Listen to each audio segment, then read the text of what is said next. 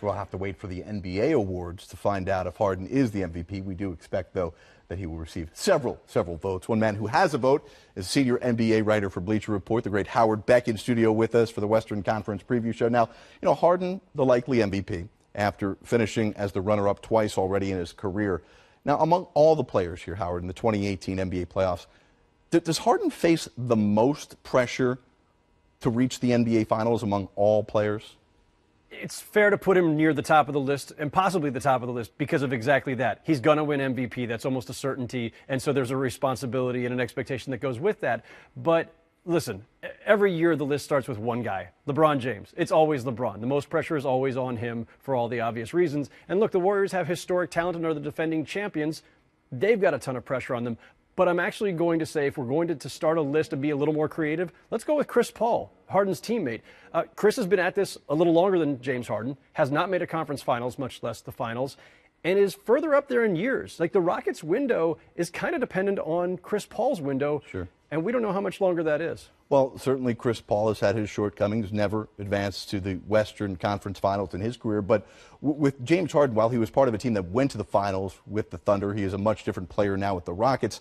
And what we saw most recently from him in the playoffs was a flame out, right? We expected much more from him last year. And isn't that what's hanging over his head entering these playoffs? I think so, and it's fair to put that on him. Your record is your record, and Chris Paul has that to bear as well. But in James Harden's case, the Rockets really feel strongly that what happened last year was a product of James Harden having done too much. He had to expend so much in the regular season and the playoffs that finally there was nothing left to give. That's part of the process of getting Chris Paul. That is the purpose. It's taken some of that pressure off over the course of the entire season and now in the playoffs as well. I don't think we're going to see that same thing happen to James Harden. Interesting that you mentioned LeBron as the guy who has the most pressure.